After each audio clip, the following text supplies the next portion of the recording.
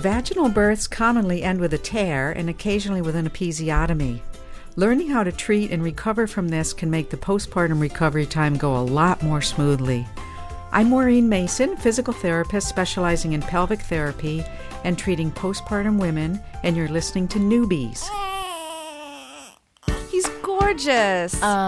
It's a girl. Surprise! The whole family's here. So when are you having the next one? It's just poop. Ready for another? Wow, you look really tired. Ready to go back to work? Yellow poop? Seriously? Did you sterilize this? Sex? Now? You've got to be joking. You should sleep when the baby sleeps. She doesn't look anything like you. I thought you already had your baby. I did. Babies don't come with instructions, so there's Newbies, helping new moms and new babies through the first year. Welcome to Newbies, broadcasting from the Birth Education Center of San Diego. Newbies is your online, on-the-go support group guiding new mothers through their baby's first year. I'm your host, Kristen Stratton. I'm also a certified birth doula, postpartum doula, and owner of In-Due Season Doula Services. If you haven't already, be sure to visit our website at newmommymedia.com and subscribe to our weekly newsletter.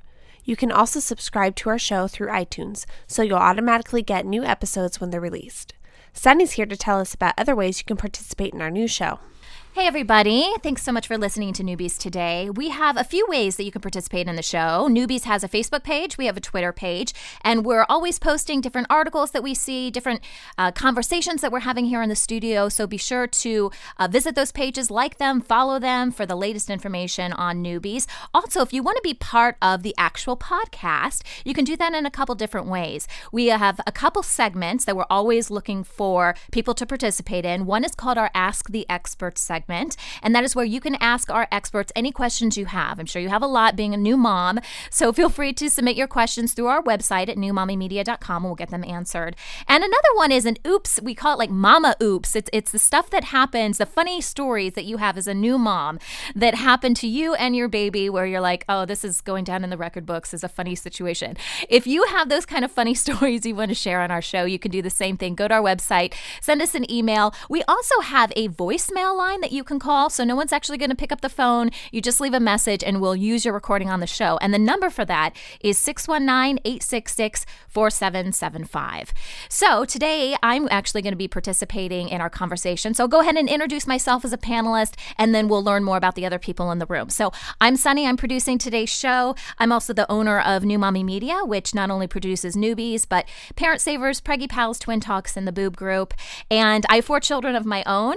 My oldest just turned 5, and then I have a 3-year-old, and then I have twins that are 21 months. And so my first son was a vaginal birth, and I did tear. So I do have some experience with this. All my other children were C-section babies. Okay, so let's see. Serena, tell us a little bit more about yourself. Hi, my name is Serena Salinas. I am 33. I am an attorney as well as a yoga instructor. I do Mama and Me classes. I was pregnant when I went through my yoga teacher training, which was a really awesome experience. I have a daughter who is 8 months, and she is my one and only child as of now. People ask if I'm thinking about having another. I'm just trying to survive this one.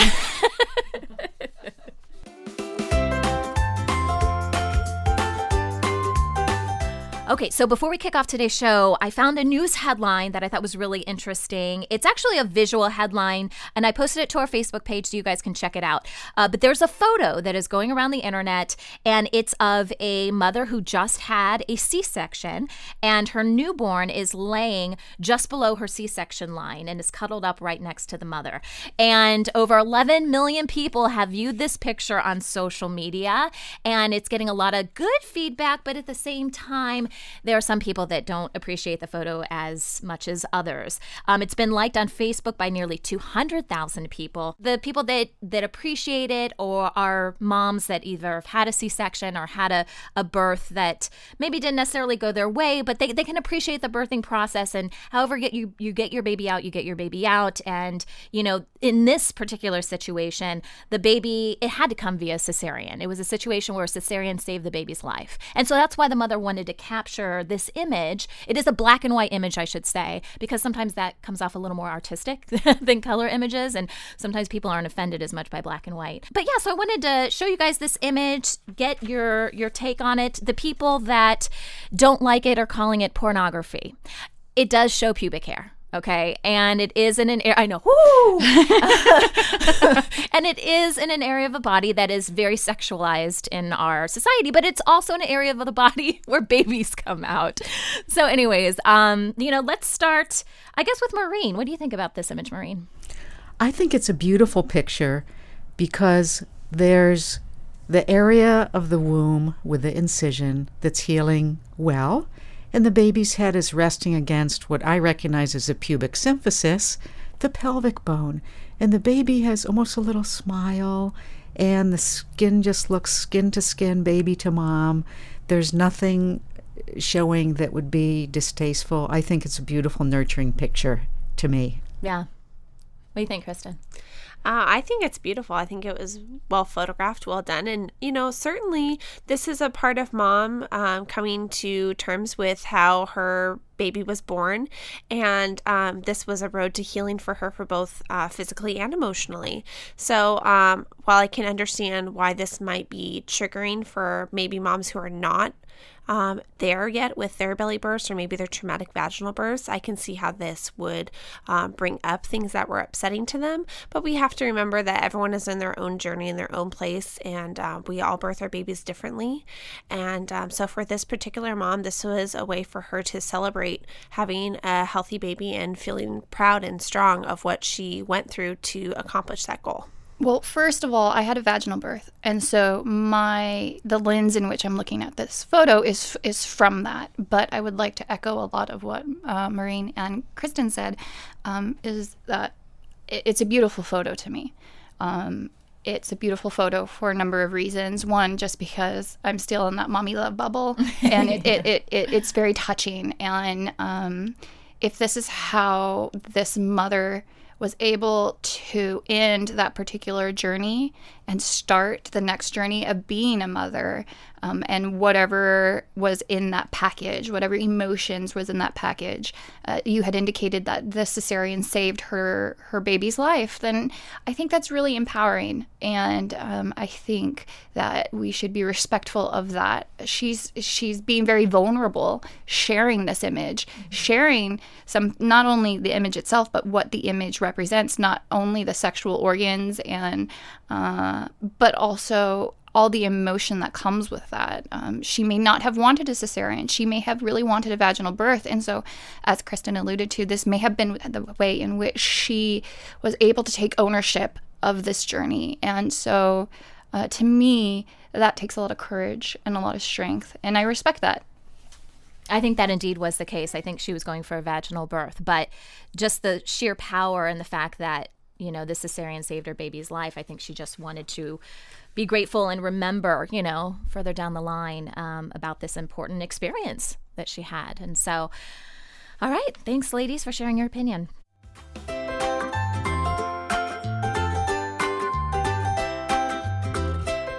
Today on Newbies, we're discussing tears and episiotomies following a vaginal birth. Maureen Mason is a physical therapist specializing in pelvic therapy. Thanks so much for joining us, Maureen, and welcome to the show. Thank you, Kristen.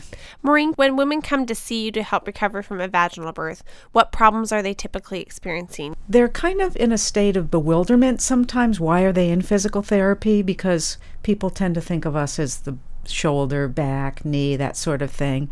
So the first thing is explaining what we do, and we simply bring out a model of the pelvis. Here are your muscles. Here are your labia. Underneath those, you have this urogenital triangle. That's your surface equipment. And I empower women to map and understand their own body.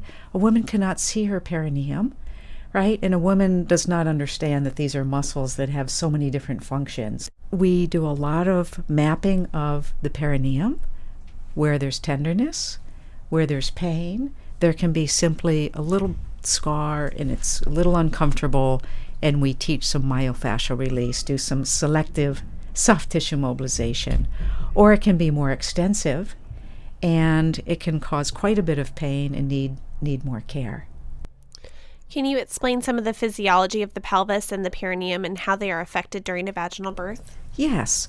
So first of all, the bones, the bony support of the architecture of our pelvis, the symphysis pubis in front, separates a little bit or a lot, and then it comes back together, or not so well, right? So we have the abdominals and the back muscles helping with the glutes and the deep hip muscles and the pelvic muscles all holding the bones together. So we have the bony architecture that should be a little flexible but also solid enough for walking. Then the pelvic muscles themselves, imagine 3 sets of mixing bowls. Imagine a wide, large mixing bowl. That's your deepest, most internal pelvic muscle group, okay? Imagine a little shallower bowl and then a shallower bowl, and all those 3 levels nest inside of each other. Pubococcygeus goes from pubic bone back to our tailbone, our coccyx. The PC muscles are a sling or a hammock. They go front to back and they also go side to side. So I'll take my hands and cradle them and show this front to back and this side to side, just like we're cradling a baby, to know that we have those muscles. Towards the surface, what a woman can see and feel with a mirror is the perineum, and we have the vaginal ring muscle, which stretches with vaginal childbirth. In an ideal world, women have perineal massage, preparing them for birth. They have perineal massage from 36 or 38 weeks on, spending 15 minutes twice a week, doing some perineal elasticity training. Or that doesn't happen, and a woman has a very tight sphincteric ring, and as she goes to push and she's at the final stage of labor, the baby doesn't come out. So then what are the choices?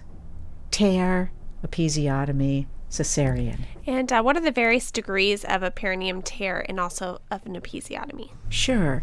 So the simplest episiotomy is just a grade 1, okay? That's just a skin around the vaginal opening. According to the medical reports, it heals in a couple weeks, okay? And we usually don't see those in physical therapy. A grade 2, it's a larger tear. That's going into the muscles of the perineum, the urogenital triangle, ischiocavernosus, transverse perineal bulbocavernosus. I call them a little bit of muscles, BIT. And that tends to heal in a few months. A grade 3 goes into the vaginal sphincter, further back into the anal sphincter region, okay, approaching the anal sphincter. This uses stitches, a grade 2 and a grade 3, and then when we get into a grade 4, that's all the way into the anal sphincter. Now we're talking big stuff and more healing time. What would an episiotomy typically be used for? So the decision for an episiotomy varies quite a bit throughout the world. So we look at the literature, and in some cases there's 60% episiotomy rates. The rates overall are coming down, 10%, 7%. Optimum perineal massage, working with a midwife, birth doula, the rates are much lower. We have medical literature in the birth journal to substantiate that doula or midwife-assisted birth has less rate of the episiotomy. If the baby's heart rate's dropping suddenly, if the mother is completely wiped out, the mother's pushing forever, and the baby is crowning forever, and the mother's blood vessels are breaking and her eyes are popping, and the baby's not coming out, Ayuda, help, please, you know. So, and it's an alternative to a cesarean. Okay? And then I don't know of a rating system for the tears. It's probably similar. But when you look at what happens, tears are usually better than the episiotomies. The episiotomies in the literature, medical literature, episiotomies tend to have more pain with sex and more bladder problems than the natural tears. Where's it going to tear? Where it's weakest. Where's it going to be cut with an episiotomy? Usually right down the midline or to the lateral. That's the anchor into the perineal body. Perineal body's like a figure of 8 from the vaginal to the anal sphincter. And that perineal body, that's your muscular base. Why would some women prefer to tear versus an elective episiotomy? Right. Women would prefer to tear because they're not getting what medically actually is looked at as a laceration when the doctor's cutting with a knife. They'd want their own birth canal to open up on their own. That being said, some women come to physical therapy and they've had extensive tears that then have ended up requiring stitches as well. So I think any woman listening that's experienced any of these things, don't put yourself in a box. Accept what your body needed, what it needed. And there's very few stories of episiotomies and tears that women feel great with and they don't even notice. However, I have had some clients share their episiotomy story or their tear with someone, and they say, well, that didn't happen to me, and then the woman feels bad. So we want to naturalize that there's quite a spectrum of things that happen. When a woman has a tear or an episiotomy and has stitches, what can she do at home to help feel better and to aid in her recovery? Okay, ice helps, but how the heck do you put ice on your butt, right? So You sit on it, I guess. So there's the reusable cold packs that can help. They really do help. A wise mom of 4 told me to take some menstrual pads, get them wet, wrap them in saran wrap, and put them in the freezer. I was glad I had them when I came home. Yes, they melt. You better be sitting on a towel, right? So ice can help. There's different peri sprays that people use that are soothing. Sitz bath definitely helps, where you're doing a lukewarm bath, that sort of thing. And being really careful where you sit. Those soft, squishy couches that really let you sink down in, those are difficult. And you may end up sitting on one cheek or the other for a little bit and prefer a more firmer support. And there's also donut cushions, or you could simply take 2 decorator pillows and make a V out of them. Many people have the airline travel pillows. Some women might sit on that for a few minutes. You know, they're rather plump. Don't put yourself in a box that one type of pillow is going to work for you. And it can depend on the day, too. Sometimes things are more sensitive in our body, and other times they're fine. I think in the hospital I was given witch hazel. Is that right? Yes. Yeah. Then the little squirty bottles. Yeah, the peri spray. That helped a It lot. does. I thought It does. Yeah. And what about you, Serena? What has your experience been? So I feel like I was fortunate. I really love my birth story because there was a lot of anxiety before because I didn't want tears. I didn't want episiotomy, but I had 3 small tears. And at that time I was just like, I don't care. Just get my love bug out of me. I can't deal with this anymore. And my 3 small tears included 2 within the vaginal canal. And then I'm not quite sure what the correct anatomical term is, but at the base of my vaginal canal on the outside. And so I had 3 small stitches, and I used witch hazel. I actually used the witch hazel pads to dab after using the restroom.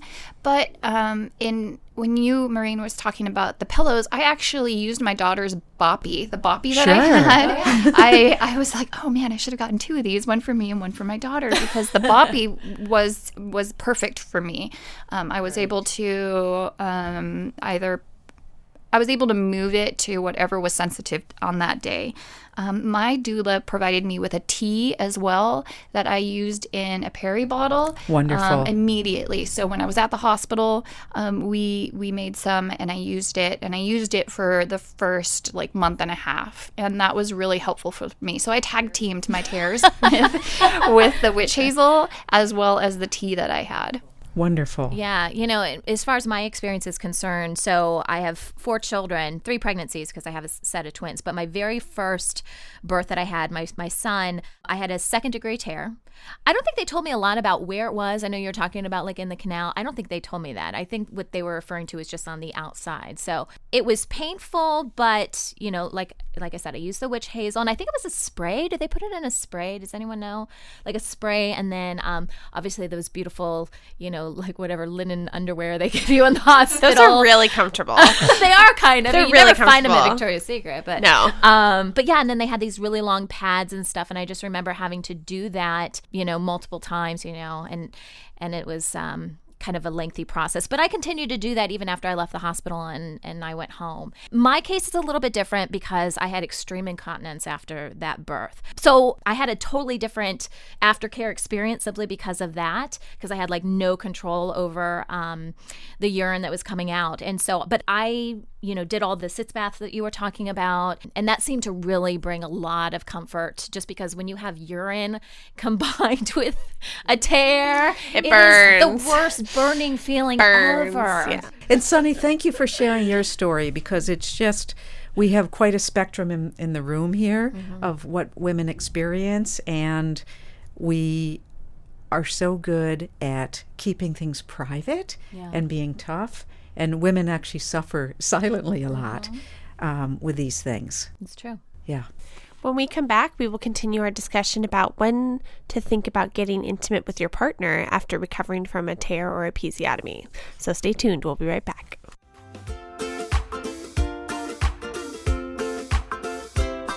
Welcome back to the show. We're talking with Maureen Mason about recovering from a tear or episiotomy following a vaginal birth. When a woman has been cleared for sexual activity from her doctor, is there anything she can do or that she should know to make sex more comfortable after recovering? Ha ha ha. A glass of wine, maybe? Okay, let's imagine that men have gotten 4 hours of sleep for a couple weeks, right? Let's imagine their equipment hurts, and let's approach them as soon as they put a baby down, right?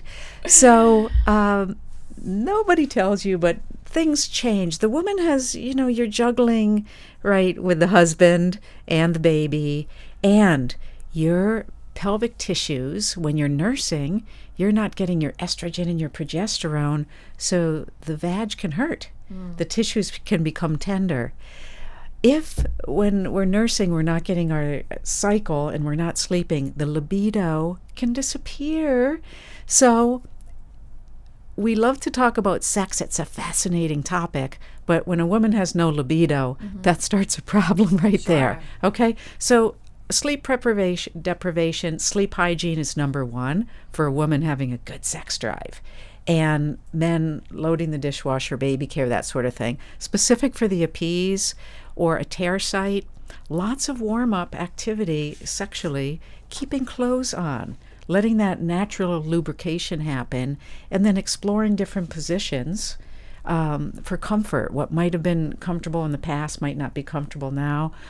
One strategy is for a woman, for vaginal penile, to control the rate and depth of penetration specifically, and have date nights, okay? But don't have a date night and go out for a big dinner and be sleep exhausted, deprived, and then think you're going to come home and have sex for the first time, because you're going to fall asleep on a full stomach. That sounds good to me right now. I was actually going to say, that doesn't sound like a bad date night at all, actually. Yeah, that sounds fantastic.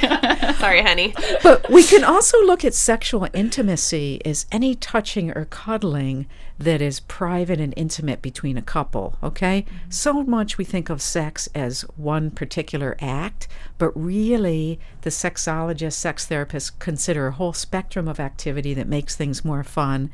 And I tell a lot of my patients that might be a little shy here or tired, keep your clothes on, go back to some of that cuddling to start and see where it takes you. Sometimes take intercourse off the table and start with some other things, maybe something for your partner, if the woman's libido is low, or the libido may be high too. And when should a woman consider a visit to a pelvic therapist? If you've possibly explored pelvic perineal massage on yourself, okay, contacting the tissue, maybe looking in a mirror. Most women are shy and uncomfortable visualizing their tissue. We want you to picture flowers down there. This is an elastic accordion type structure, the vaginal walls. It is the birth center, and it's a beautiful part of the body. So the self-talk is important. When there's continued pain, come on in. Most of the grade 3s and 4s would really benefit from the pelvic physical therapy. Not only could there be pain at the perineum, there's most likely some associated problems, such as Sunny mentioned, perhaps some bladder problems, could be bowel problems. Pelvic prolapse also, that's when things are too low. This can happen and cause some pressure, heaviness, that sort of thing. And then in the beginning I mentioned pelvic girdle pain, the joints being out of alignment, that sort of thing. So come on in, get a screen, get checked. You might just have a couple visits, or you may want more support, building up for athletic training type functions too, that whole process. You know, I think we almost do ourselves a disservice as women because we're told before we have babies that, oh, once you have a baby, you're going to have some bladder issues or there's stuff to expect, right? And that might be true, but then after it happens, I feel like a lot of women just think that that's just part of having a baby and you just deal with it. Whereas there are things that can be done. Like you really don't have to, pee a little bit every time you laugh. I mean, and I think, going to see, even if it's just an initial consultation, just going to see, someone to kind of tell you what's happened to your body since. I think that's invaluable knowledge just to know, because your body, we say this a lot, but it's true. Your body is never the same after having a baby. And it doesn't mean it's bad. It means it's different and you got to adjust. Yeah, exactly. Knowledge is power. Yes. Panelists, when did you feel ready to continue your everyday activities following your birth? Well, I know for me, I was, I'm an anxious person. And so I immediately wanted to start walking up and down the stairs in our apartment. And it took, my boyfriend was very adamant about making sure that I sat down on my boppy and I didn't move. And so it actually took a lot of self-discipline to stop me from moving because I wanted to just jump back up and I wanted to do the dishes and I wanted to feel productive around the house. And so I actually had to temper that desire to get back into my routine. Little did I know or fully understand that my routine was going to be very different because I had my daughter. But to get to the heart of the question of when I actually was able to get back to the daily routine or just to activities, it would have probably been about 2 months, in all honesty, maybe even a little longer, to get to the function where I could walk or jog without peeing a little, where I could physically exert myself and not have to worry about, I peed a little, or where I was able to laugh without losing, some pee. So I would say about 2.5 months. And it probably would have been less if I would have just sat down and enjoyed being still rather than having to temper myself from, getting up and doing the dishes or getting up and watering the plants. And I felt the need to lift things that were heavier than what my doctor had suggested. And again, that was my own personal thing where I felt like I needed to clean the house or whatever. But it took about 2.5 months.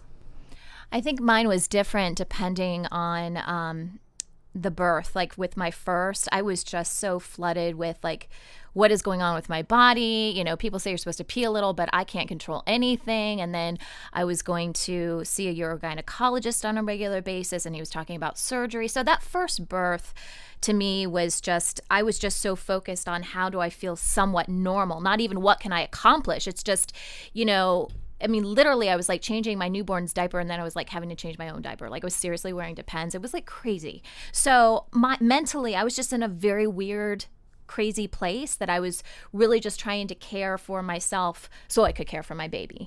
But I would say with the subsequent pregnancies and births, mentally, I think I bounced back pretty quickly. And with the C-sections too, my body was pretty good about recovering from those and me hopping back pretty quickly. Having your own business, it's tough. No one's really going to kind of do all your work for you. So you kind of have to kind of jump back in a little bit. But I always did give myself those first 6 weeks. I was just you know what? Once you have more and more kids, it's you really value that time to just, I always tell women, I'm stay in the hospital. If you have a hospital birth, just stay there as long as they'll let you stay. Because when you go home, it's totally different. You don't have people waiting on you. And especially if you already have a kid at home, right?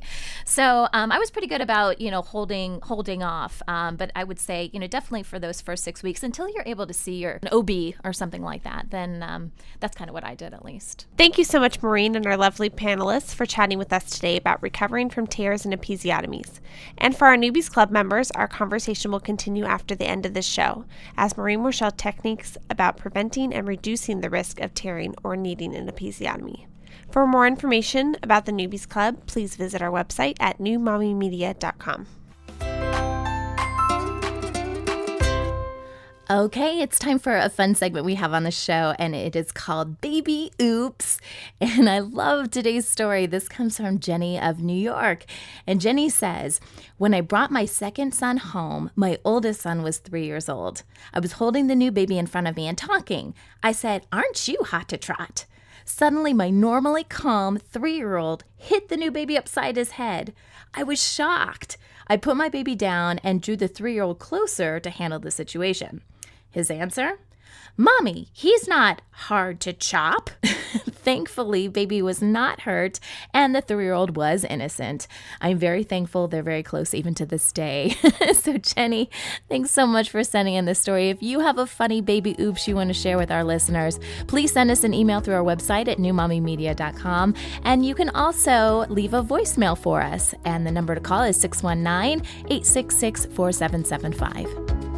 That wraps up our show for today. We appreciate you listening to Newbies. Don't forget to check out our sister show, Preggy Pals, for expecting parents, Parent Savers for moms and dads with infants and toddlers, the Boop Group for moms who breastfeed, and Twin Talks for parents of multiples. Thanks for listening to Newbies, your go-to source for new moms and new babies.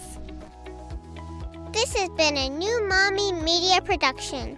The information and material contained in this episode are presented for educational purposes only. Statements and opinions expressed in this episode are not necessarily those of New Mommy Media and should not be considered facts.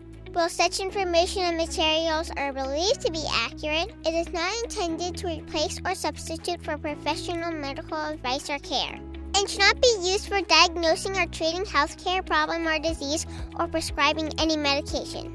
If you have questions or concerns regarding your physical or mental health or the health of your baby, please seek assistance from a qualified healthcare provider. New Mommy Media is expanding our lineup of shows for new and expecting parents. If you have an idea for a new series, or if you're a business or organization interested in joining our network of shows through a co-branded podcast, visit newmommymedia.com. Hey mamas, don't forget to check out Mighty Moms. It's our online community built for new moms just like you. Not only can you connect with other moms, but you can also join us backstage for special mom-only online events. And you'll also be notified when we're recording so you can join us as a special guest. Visit our website, newmommymedia.com, and click on the Mighty Moms banner. It's free. That's newmommymedia.com. See you there.